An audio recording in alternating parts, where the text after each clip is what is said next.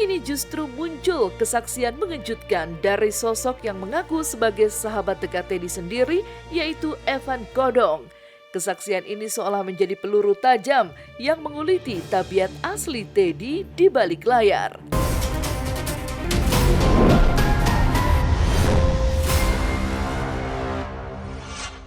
Alat itu buat warisan. Tahun mereka nikah lagi itu bulan Agustus 2025. Indah Permatasari bukan anak saya. Indah Permatasari bukan anak saya.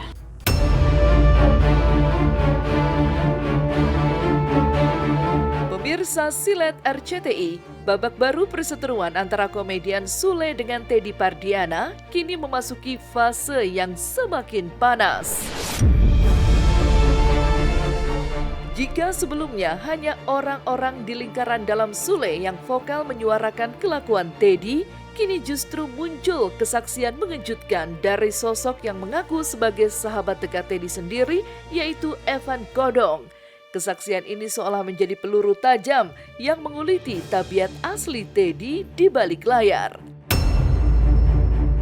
Eksklusif di kamera Silet. Kesaksian paling mengejutkan dari Evan adalah pengakuannya bahwa secara tidak langsung Bintang diduga sengaja dijadikan senjata untuk mencapai tujuannya, yakni diduga terkait harta.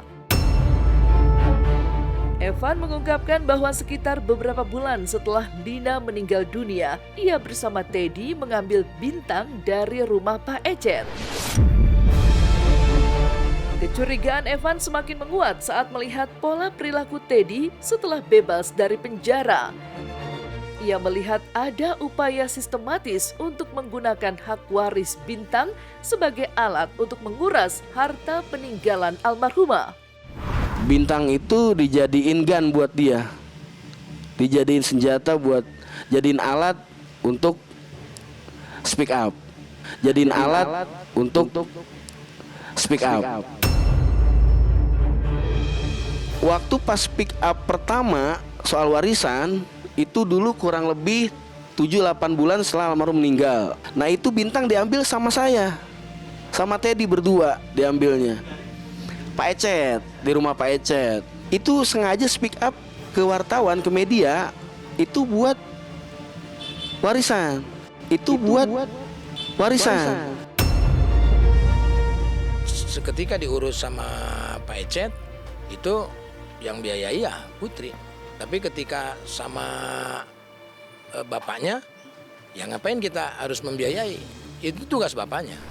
Suka dukanya atau jadi single father emang berat ya. Tugas ganti seorang ibu itu harus 24 jam harus standby ibaratnya. Tidak hanya mengungkap soal dugaan manipulasi anak, Evan Godong juga membongkar sisi gelap perilaku Teddy Pardiana yang sangat kontras dengan pernyataan cintanya kepada Lina di depan publik. Menurut kesaksian Evan, saat kuburan almarhumah Lina masih basah, benarkah Teddy diduga sudah kerap mendatangi tempat pijat plus-plus?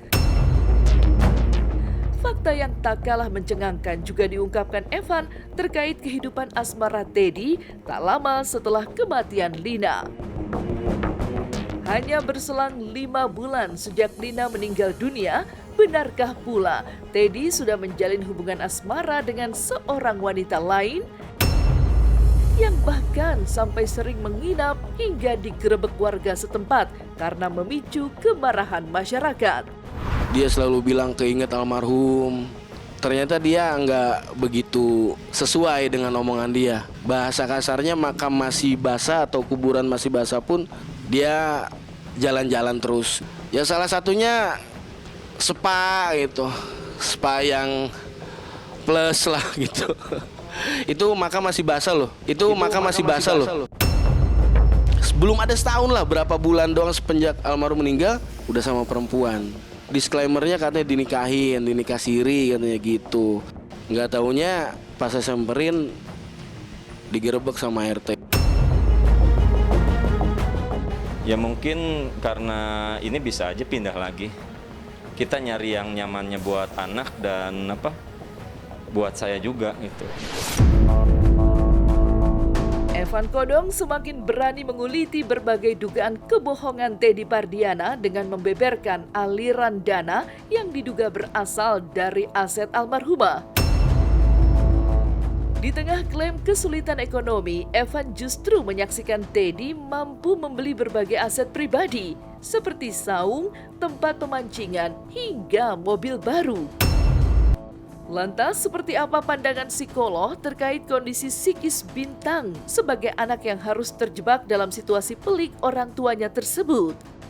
Aku tahu waktu dia beli mobil, beli saung ataupun pemancingan, pila, terus kemudian ya itu kebanyakan jalan-jalan sama Teddy, enak.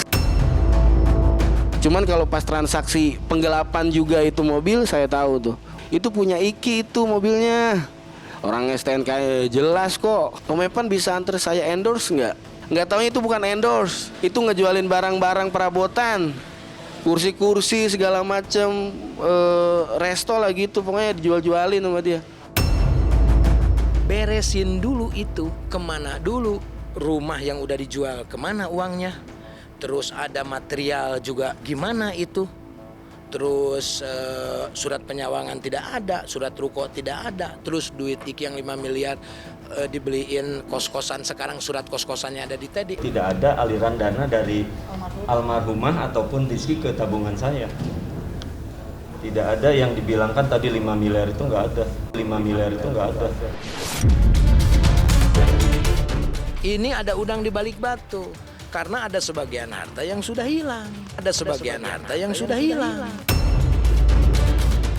Anak dari si public figure ini dewasa atau besar, pasti dia bisa melihat rekam jejak, maka ini pasti akan menimbulkan satu dampak tertentu. Besar kecilnya memang tergantung dari kondisi anak saat itu dan kemudian support system yang ada. Greget banget, itu kan seharusnya hartanya emang bukan milik dia gitu.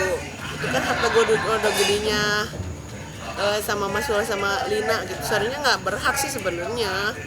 Pokoknya mah semangat terus buat Kang Sule ya. Iya, pokoknya sehat selalu, semakin berjaya ya segala. Orang baik mah aman, pokoknya semangat gitu.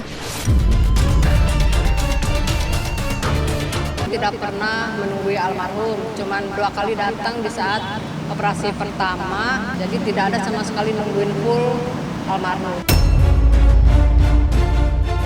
Aku poligami dari tahun 2022.